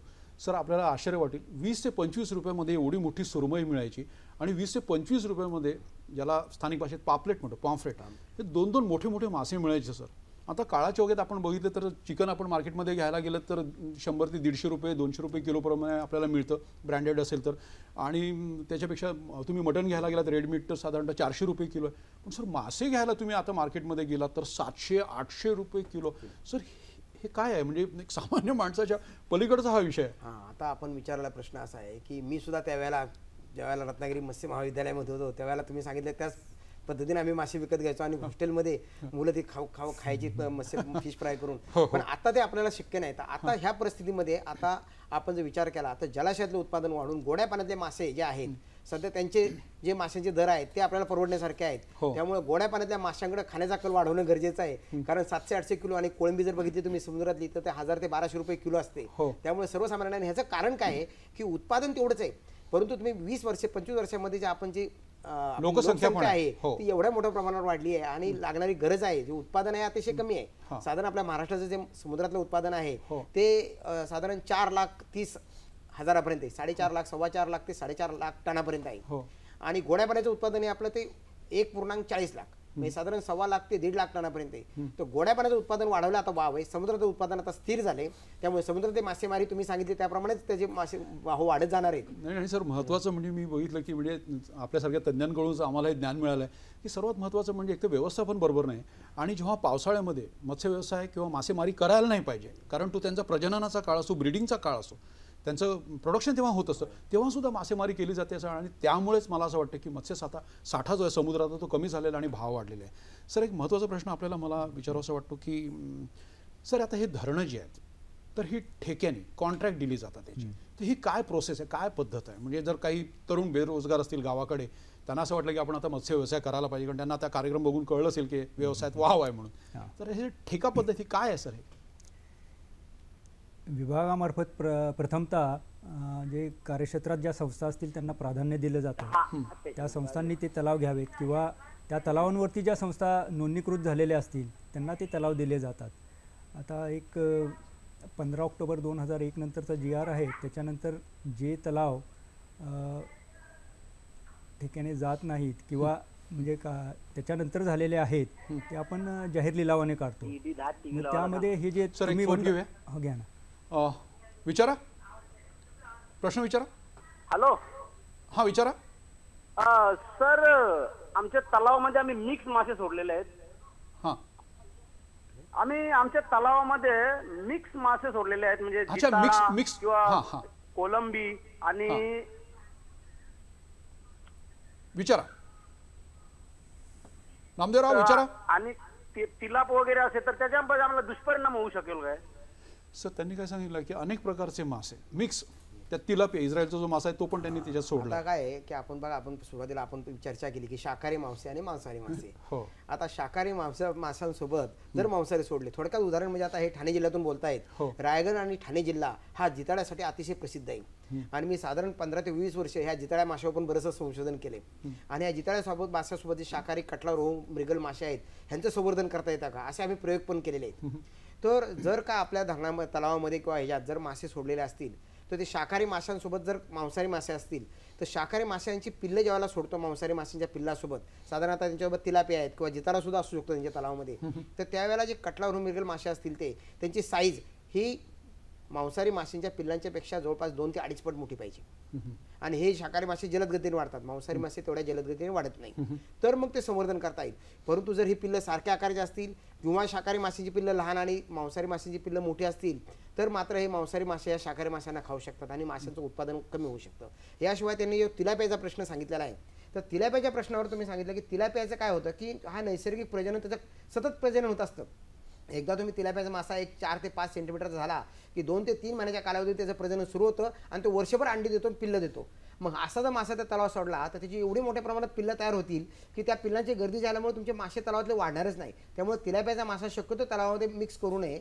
आणि शाकाहारी माशांची वेगळी शेती आणि मांसाहारी जिताडा मासा आहे तो जर करायचा असेल तर जिताडा आणि तिलापिया मासा, कारण जिताडा मासाला मांसाहारी काहीतरी पिल्लं खावी लागतात, त्यामुळे जिताड्यासोबत जर तिलापियाची पिल्लं तुम्ही त्यांना दिली आणि तिलापिया माशाचं संगोपन केलं तर तिलापियाची पिल्लं सतत त्याला खायला मिळतील आणि त्याच्यामध्ये संवर्धन करता येईल. त्यामुळे थोडक्यात हे अत्यंत महत्त्वाचं आहे की शाकाहारी मासे कोणते आणि मांसाहारी मासे कोणते या विषयाचा अभ्यास असणं आवश्यक आणि त्या अभ्यासासाठी प्रशिक्षण घेणं भयंकर गरजेचं आहे. मला असं वाटतं की प्रशिक्षण घेऊनच, अभ्यास करूनच हे करायला पाहिजे. मंडळी, या नोटवर घेऊया एक छोटीशी विश्रांती.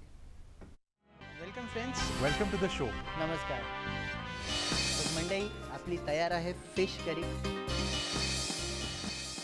त्याला जास्त शिजवायचं नाही आहे, एकदम सिंपल ठेवायचं आहे.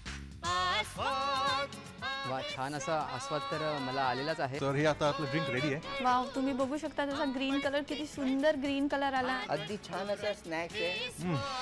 Super delicious.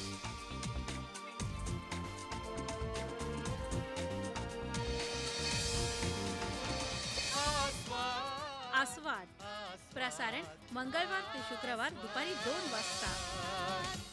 म्हणजे ब्रेकनंतर पुन्हा एकदा आपल्या सगळ्यांचं कृषी दर्शन कार्यक्रमामध्ये मनापासून स्वागत. आज कृषी दर्शनमध्ये चर्चा सुरू आहे जलाशयातील मत्स्य व्यवस्थापन, सद्यस्थिती आणि भविष्यातील वाटचाल या विषयावर. आणि आपल्यासोबत तज्ज्ञ आहेत डॉक्टर प्रकाश शिंगारे, संचालक आहेत महाराष्ट्र कृषी शिक्षण आणि संशोधन परिषद पुण्याहून आलेले आहेत. त्यानंतर आपल्यासोबत आहेत श्रीयुत राजेंद्र काळे, मत्स्य व्यवसाय अधिकारी, प्रादेशिक मत्स्य उपायुक्त कार्यालय, तेही पुण्याहून इथे आलेत.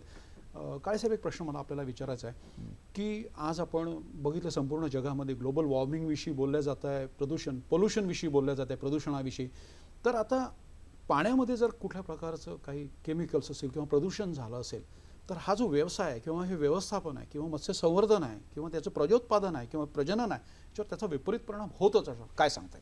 हो, तुम्ही म्हणताय त्याप्रमाणे याच्यावरती निश्चित परिणाम होतो. जर का काही पोल्युटंट्स गेले म्हणजे हेवी मेटल्स गेले किंवा एफ्लुएंट्स गेले आपले इंडस्ट्रीचे काय किंवा सांडपाणी वगैरे गेलं, तर याच्यामुळं काय होतं की ते माशांच्या वाढीवरतीही परिणाम होतो आणि सेकंडली ते जे काय कंझ्युम करणार, खाणार ते त्याच्यानंतर त्याचा आपणच उपयोग करतो म्हणजे माणसंच खाणार ते परत नंतर, त्यामुळं त्यांच्या आरोग्यावरती परिणाम होतो.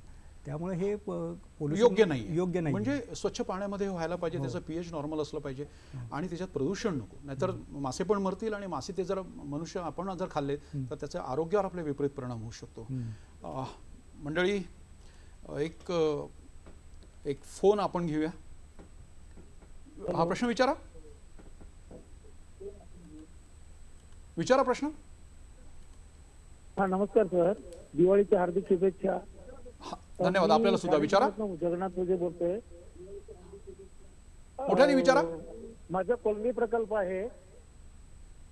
माझा कोलमी प्रकल्प आहे पण ठाणे जिल्ह्यामध्ये. विचारा. कोळंबीचं बीज आणि फीड हे उपलब्ध नाही आम्हाला. सर्व आंध्र, ओरिसा इथनं आणावं लागतं. सलग प्रश्न विचारा. तर ते सीड आणताना, कारण त्याची कॉस्टली असते, ती आम्हाला 2-3 लाख रुपयाचं सीड आणावं लागतं. आणि आणताना काय होतं, मॉर्टिलिटी झाल्यानंतर आमची मेहनत सर्व पाण्यात जाते. मी गव्हर्नमेंटला बरीच रिक्वेस्ट केली परंतु आपल्याकडे हॅचरी नाहीये आणि हॅचरी आपल्याकडे नसल्यामुळे आम्हाला उत्पन्न घेताना फार कठीण जातं. शिवाय आम्हाला फिरती लॅब पाहिजे, कारण कोळंबी हे फार सेन्सिटिव्ह आहे आणि कोळंबीला ज्यावेळेला रोग होतो त्यावेळेला मी फिशिंग डिपार्टमेंटना वगैरे सांगितलं की आम्हाला इकडे फिरती लॅब पाहिजे, की आम्हाला शेतकऱ्यांना ज्या वेळेला असे प्रॉब्लेम होतात त्यावेळेस शेतकरी जाऊ शकत नाही. प्रश्न कळलाय आपला. काय साहेब, त्यांनी थोडक्यात प्रश्न विचारलाय की एकतर कोळंबीची ती शेती करतात, मत्स्य व्यवसाय करतात, पण एकतर त्याचं बीज उपलब्ध होत नाही, दुसरी गोष्ट ते आंध्रमधून ते आणतात आणि त्यानंतर सर्वात महत्त्वाचं म्हणजे त्याचं जे व्यवस्थित मॅनेजमेंट आहे, खाद्य असेल, किंवा त्यांनी दुसरा एक प्रश्न विचारला की हॅचरीज नाहीत. तर याविषयी काय सांगता येईल त्यांना? सध्या ते आंध्र प्रदेश मद्रासहून सीड आणलं जातं, त्यांचं जे कोळंबीचा प्रकल्प आहे. तर त्यांचं जे म्हणणं आहे की तिथून आणलेली क्वालिटी चेक करायला पाहिजे. अर्थशास्त्र पण खूप महाग पडतं सगळं ते. हां, तर सध्या तरी आपल्या इथं म्हणजे कार्यरत हॅचरी नाही आहे. त्या दृष्टिकोनातून प्रयत्न केले जातील. म्हणजे त्या ऑफकोर्स शासन स्तरावरच्या गोष्टी आहेत त्या. हॅचरीसाठी मोठी जागा लागते, त्याच्यानंतर बाकीचं जे काय आहे सध्या आपली जी आहे बडा पोखरणला हॅचरी, परंतु ती कार्यरत नाही आहे. त्याचे काही टेक्निकल प्रॉब्लेम्स असल्यामुळे ती सध्या बंद आहे. पण मला असं वाटतं की सर त्यांचा महत्त्वाचा अजून एक प्रश्न होता की लॅब आपल्या इथं असावी, ती कारण तिथून जे आणलेलं सीड असेल त्याची क्वालिटी इथं चेक केली जावी, ही त्यांची चांगली सूचना आहे. त्या दृष्टिकोनातून कारण त्याच्यामध्ये अत्यंत महत्त्वाचं आहे, कारण खूप लांबून आपण चेक करून आणणार, तिथं चेक करणार, त्यापेक्षा इथं आणल्यावरती चेक केलं खूपच चांगलं आहे. हो, आणि त्याच्यात फसवणूक होऊ शकते. हो, फसवणूक. डॉक्टर साहेब, एक प्रश्न, मला थोडंसं वेळेचं बंधन आहे आपल्याकडे. सर, एक मॉडेलविषयी काहीतरी आपण, म्हणजे आपण मेकअप रूममध्ये चर्चा करत होतो तेव्हा आपण मला सांगितलं कुठलं तरी एक मॉडेल आपण एक विकसित, it is in the process, काहीतरी आपण बोललात मगाशी. काय विषय होता तो? आता आपण जे आता बऱ्याच वेळापासून जलाशयातील मत्स्य व्यवस्थापनासाठी काय करता येईल आणि काय अडचणी आहेत याच्यावर आपण विचार करत आहोत. आता हे करत असताना माझं म्हणणं असं आहे की ज्या वेळेला आपण येथे जलाशयामधलं उत्पादन 15 किलोवरून 100 किलोचं आपण ज्या वेळेला उद्दिष्ट ठेवतो आहोत त्याच वेळेला ह्या पाण्याचा, कारण जलाशयातलं पाणी हे शेतीसाठी वापरलं जाईल किंवा इलेक्ट्रिसिटीसाठी वापरलं जाईल, त्या पाणी ज्या अवस्थेत आहे, जेवढं पाणी आहे त्या पाण्यामध्येच आपल्याला मत्स्य व्यवसाय करता येतो. पण मत्स्य व्यवसाय करत असताना आपण त्या पाण्याचा कुठलाही दुरुपयोग करत नाही, फक्त आहे ते पाणी माशांना वाढवण्यासाठी वापरत असतो. आता त्यासाठी असं एखादं मॉडेल मी सुचवू इच्छितो की साधारण आपल्याकडे जे जलाशयाचं क्षेत्र पकडलं आपण 2,73,000 म्हणजे साधारण 2.5 लाख हेक्टर जर जलाशयाचं गृहीत धरलं आणि ह्या जलाशयामध्ये आपण 100 किलो प्रति हेक्टर असं जर उत्पादन धरलं तर साधारण 27,375 म्हणजे साधारण 30,000 मेट्रिक टन एवढं आपण धरणाचं उत्पादन वाढवू शकतोय. त्यानंतर दुसरे की आपल्या जलाशयाच्या बाजूला आपण जर छोटे तलाव घेतले आणि ह्या तलावांसाठी जर आपण 5% जागा ठेवली, जलाशयाचे क्षेत्र आहे त्याच्या 5% जागा छोट्या तलावांसाठी केलं आणि त्यातून जर आपण 2 टन प्रति हेक्टर असं उत्पादन काढलं तर साधारण जे क्षेत्र येते ते 13,687 हेक्टर क्षेत्र हे आपल्या तलावासाठी वापरतोय आणि त्यामधून आपल्याला पुन्हा साधारण 27,000 ते 30,000 टन मेट्रिक टन एवढं उत्पादन आपल्याला तलावातून घेता येईल. आता त्यासोबतच पिंजरा पद्धत. सर एक फोन घेऊया, परत या विषयावर आपण येऊया, पण एक फोन घेऊया. विचारा, प्रश्न विचारा. हा नंदकिशोरजी विचारा प्रश्न. आमच्या शेततळ्यामध्ये बियाणं टाकायचं होतं माशांचं. हा विचारा, सलग विचारा पटकन. हा बियाणं टाकायचं होतं माशांचं, तर कोणत्या प्रकारचं टाकायचं, कोणत्या प्रकारचं टाकायचं सर? त्यांनी सांगितलं की बियाणं किंवा बोटकली. आता जे प्रश्न विचारला त्यांनी की बियाणे जे टाकायचे, आता ह्यांचा तो छोटा तलाव आहे, तर अशा छोट्या तलावात बियाणे टाकायचे असेल तर साधारण जून-जुलै महिन्यामध्ये तुम्हाला येथे शासकीय मत्स्यबीज केंद्रावर कटला, रोम, रिगल ह्या माशांचं बीज उपलब्ध असतं. हे तुम्हाला बीज सोडता येतं. जर तुम्हाला याच्यासोबत कोळंबीची शेती करायची असेल, मिक्स शेती म्हणजे कटला, रोम, रिगल सोबत कोळंबी जी गोड्या पाण्यातल्या झिंगा आहे त्याची करायची असेल तर साधारण ऑक्टोबर-नोव्हेंबर महिन्यात रायगड आणि ठाणे जिल्ह्यात नैसर्गिकरित्या कोळंबीचं बीज मिळतं, ते तलावात सोडता येईल तिथे. सर आता हा जो फोन आला यापूर्वी आपण सांगत होतात की मॉडेल आणि जाळीविषयी आपण काहीतरी बोलू. आता जे आपण बघितलं की रिझर्व्हरमध्ये आपल्याला तलाव ऑलरेडी 100 किलो प्रति हेक्टरने आपण रिझर्व्हरचं उत्पादन वाढवणार आहोत. त्यासोबत त्याच्या 5% क्षेत्र तलावांसाठी जर ठेवलं तर त्यातून आपण 31,000 मेट्रिक टन उत्पादन वाढवणार आहे. यासोबतच रिझर्व्हरमध्ये आपल्याला जर केज कल्चर जे पिंजरा पद्धत आहे, आज आपण पाहिलं तर ठाणे जिल्ह्यामध्ये ते काय खाजगी इंटरप्रिनर आहे, उद्योजक आहेत, त्यांनी पंगेसिस माशाचं पिंजऱ्यामध्ये चांगलं संवर्धन केलं आहे. तर असं पिंजऱ्याचं संवर्धन जर आपण जर केलं तर त्याचं जे पंगेसिस माशापासून जे उत्पन्न काढले साधारण 1 मीटर बाय 1 मीटर बाय 1 म्हणजे 1 घन मीटरमध्ये साधारण 10 किलो उत्पादन मिळतं. तर असं जर 100 हेक्टर क्षेत्रावर जर आपण केलं तर जवळपास 100 टन एका हेक्टरवर 1 हेक्टरवर म्हणजे 10,000 क्युबिक मीटर एरिया आपण जर घेतला 10,000 घन मीटर तर त्यापासून मिळणारं उत्पन्न आहे तर 100 मेट्रिक टन उत्पन्न मिळणार आहे आपल्याला. 100 मेट्रिक टन प्रति हेक्टर प्रमाणे 2,73,000 म्हणजे जवळपास 2.5 लाख मेट्रिक टन आणि आपलं सध्याचं उत्पादन जे आहे ते 1,40,000 पूर्ण महाराष्ट्राचं आहे. फक्त पिंजरा पद्धत जर आपण अवलंब केला तर आपल्याला 2.5 लाख मेट्रिक टन मिळणार आहे. आणि ही पिंजरा पद्धतीनं आपल्याला उत्पादन घेताना आपण पँगेसिस मासेचं जर बघितलं आता बरेचसे खाजगी उद्योजक घेत आहेत, परंतु त्यासोबत पिंजऱ्यामध्ये जे जलाशयामध्ये आपल्याला मासे सोडायचे आहेत ते मासे 10 सेंटीमीटर आकाराचे लागतात आणि महाराष्ट्र शासनामध्ये मत्स्यबीज केंद्रावर कुठेही आपल्याला येथे 3 सेंटीमीटरपेक्षा जास्त मासे मिळू शकत नाही, कारण त्यांना काही बंधन आहेत. त्यांच्याकडे तलावांची संख्या कमी आहे, त्याच्यामध्ये त्यांना येथे मत्स्यजीर ज्या अंड्यातून बाहेर पडलेलं त्याच्यात करावं लागतं, त्याच्यातून तो 2 सेंटीमीटर ते 2.5-3 सेंटीमीटरपर्यंत पिल्लं वाढवतात आणि ते शेतकऱ्यांना दिले जातात. परंतु जलाशयामध्ये करताना मोठ्या त्यांना 10 सेंटीमीटर आकाराची पिल्ले लागतात आणि ही पिल्लं वाढवायची असेल तर आपण या पिंजऱ्यामध्ये वाढवू शकतो आणि पिंजऱ्यांचा वापर केला तर आपण ती पिल्लं वाढवू शकतो. मंडळी या नोटवर किंवा एक छोटीशी विश्रांती. आमच्या शेतकरी राजाला शेतकऱ्याच्या श्रमाला प्रतिष्ठा मिळवून देणाऱ्या 1972 पासून शेतकऱ्यांच्या विकासासाठी सातत्याने बांधिलकी ठेवणाऱ्या दूरदर्शनला शतशः धन्यवाद. शुभ दीपावली, शुभ दीपावली, शुभ दीपावली. ही दिवाळी तुम्हाला सगळ्यांना सुख समृद्धीची, भरभराटीची आणि आनंदाची जावो. हॅपी दिवाळी. मंडळी प्रेक्षक पुन्हा एकदा आपल्या सगळ्यांचं कृषी दर्शन कार्यक्रमामध्ये मनापासून स्वागत. आज कृषी दर्शनमध्ये चर्चा सुरू आहे जलाशयातील मत्स्य व्यवस्थापन आणि सद्यस्थिती काय आणि भविष्यातील वाटचाल काय. काळेसाहेब एक मला प्रश्न आपल्याला विचारायचा होता, पण मला वाटतं त्यापूर्वी सर डॉक्टर साहेब एक प्रश्न आपल्याला विचारायचा आहे की मी बऱ्याच ठिकाणी असं बघितलं आहे की मासेमारीसाठी स्फोटकं वापरली जातात किंवा विषारी काही केमिकल्स वापरली जातात. हे कितपत योग्य आहे? मला असं वाटतं हे चुकीचंच आहे, पण आपलं मत काय? आता जे मी पाहिलं की मी पूर्वी ती 1986 ते साधारण 90पर्यंत मत्स्य व्यवसाय विभागाकडे मत्स्य महामंडळ त्याच्यात काम केलं, नंतर मत्स्य व्यवसाय विभागाकडे केलं. तर बऱ्याच धरणामध्ये काय करतात की शेतकरी मासे जवळपासचे किंवा तिथले जे मासेमार बांधव असतात ते मासे उथळ पाण्यातले मासे मारण्यासाठी स्फोटक वापरतात आणि ते स्फोटक टाकून हँड बॉम्ब म्हणतो आपण त्याला, हात बॉम्ब, आणि असे टाकून त्याच्यामध्ये स्फोट करायचा आणि त्या भागातले मासे मारून टाकले जातात. हे मी म्हणे की जसे आपण पशु हत्या आहे तसा हा एक मत्स्य हत्याचाच प्रकार झाला. त्यामुळे आपण ही जी नैसर्गिक जे हे आहेत नैसर्गिक जे मत्स्य साठा आहे त्याचा आपण विनाश करतोय. याशिवाय जे कीटकनाशके आहेत जे भाजीपाल्यावर वापरले जातात अशी कीटकनाशक असून त्या उथळ पाण्यामध्ये धरणाच्या बाजूला टाकली जातात जेणेकरून त्यावेळेला मासे मेले जातात. आता हे कीटकनाशक टाकल्यानंतर जे मासे मेलेले असतात हे मासे जर कुणी शेतकऱ्यांनी ते मासेमार बांधवांनी विकले किंवा कुणी जर खाल्ले तर ते खाण्याला सुद्धा ग्राहकाला सुद्धा त्रास होऊ शकतो आणि ह्या संपत्तीचा सुद्धा आपण ऱ्हास करतो आहोत. त्यामुळे याबाबत जागरूकता करणं गरजेचं आहे. त्या ठिकाणी आपण विस्तार कार्य करून त्यांना समजून सांगणं आणि हे करणं चुकीचं आहे, अत्यंत चुकीचं आहे, कारण मानवी आरोग्यावर त्याचा विपरीत परिणाम होऊ शकतो. काही साहेब जाता एक शेवटचा प्रश्न थोडक्यात आपल्याला उत्तर द्यायचं आहे, वेळेचं बंधन आहे आपल्याकडे. सर हे सांगितलं की आपण ठेका आपण देतो, एक कॉन्ट्रॅक्ट देतो, एखाद्या व्यावसायिकाला देतो किंवा शेतकऱ्याला देतो किंवा मच्छीमार संस्थांना आपण देतो.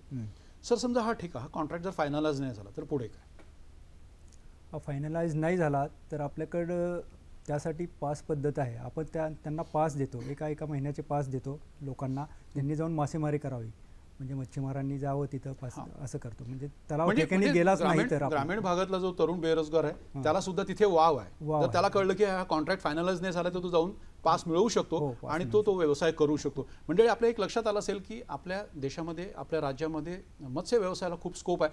फक्त सर्वात महत्त्वाची गोष्ट सगळ्या दोन्ही तज्ज्ञांनी आज आपल्याला इथे हे सांगितलं आहे की प्रशिक्षण ज्ञान संपादन करूनच मत्स्य व्यवसाय मत्स्य संवर्धन केलं पाहिजे. आणि सगळ्यात महत्त्वाचं म्हणजे त्यांनी सांगितलं आहे की गोड्या पाण्यामध्ये सुद्धा आपल्याला प्रॉन्स, आपण ज्याला झिंगा म्हणतो, गावाकडे झिंगा म्हणतात त्याला, त्याचं आपण संवर्धन करू शकतो, त्याचं मल्टिप्लिकेशन करू शकतो. आणि सर्वात महत्त्वाचं म्हणजे याला बाजारात खूप भाव आहे. त्यामुळे या विषयाचा पण विचार करणं गरजेचं आहे, कारण आपली जी उत्पादकता आहे ती अत्यंत कमी आहे. 15 किलो प्रति हेक्टरी आहे. चायनाची मगाशी मी सांगितल्याप्रमाणे 400 ते 500 किलो आहे. म्हणजे खूप वाव आहे. पण हा आपण केव्हा हे आपण हासिल करू शकतो किंवा मिळवू शकतो जर आपण ज्ञान संपादन केलं तर. आपण दोघंही इथे आलात, कार्यक्रमात सहभागी झालात, मनापासून धन्यवाद. नमस्कार. नमस्कार मंडळी. पुढल्या आठवड्यात याच दिवशी याच वेळी म्हणजे संध्याकाळी 6 वाजता आपण चर्चेसाठी विषय निवडला आहे पशुरोग निदानात पशु विकृती प्रयोगशाळेचे महत्त्व, असा हा विषय आहे. आणि कार्यक्रमात सहभागी होणारे डॉक्टर SD गोरेगावकर, प्राध्यापक मुंबई पशुवैद्यकीय महाविद्यालय, दुसरे तज्ज्ञ डॉक्टर विठ्ठल धायगुडे, पशु विकृतीशास्त्रज्ञ, मुंबई पशुवैद्यकीय महाविद्यालय. आणि कार्यक्रमाचं सूत्रसंचालन करणार आहे डॉक्टर शिल्पा मोडेकर. मंडळी, आपल्या पत्रांची आम्ही नेहमीच वाट बघत असतो, त्याची प्रतीक्षा करत असतो. आपला फीडबॅक आम्हाला अत्यंत अभिप्रेत आहे, आवश्यक आहे. त्याचं कारण असं आहे की हा जो कार्यक्रम आहे कृषी दर्शन, हा समस्त शेतकरी परिवारासाठी आम्ही नेहमी सादर करत असतो. तर आपलं काही फीडबॅक असतील, काही सूचना असतील कार्यक्रम अजून चांगला करण्यासाठी, तर जरूर आम्हाला पत्र लिहा. आमचा ईमेल ID पण आपल्याला सांगतोय. पत्ता आमचा असा आहे, निर्माता कृषी दर्शन, पांडुरंग बुधकर मार्ग, दूरदर्शन केंद्र वरळी, मुंबई 400030. हा आमचा पत्ता आहे. पत्र आम्हाला जरूर लिहा. आणि आमचे ईमेल ID पण आपल्या स्क्रीनवर आहेत, कृषीदर्शन ddkmumbai@gmail.com आणि कृषी वार्ता ddkmumbai@gmail.com. नमस्कार.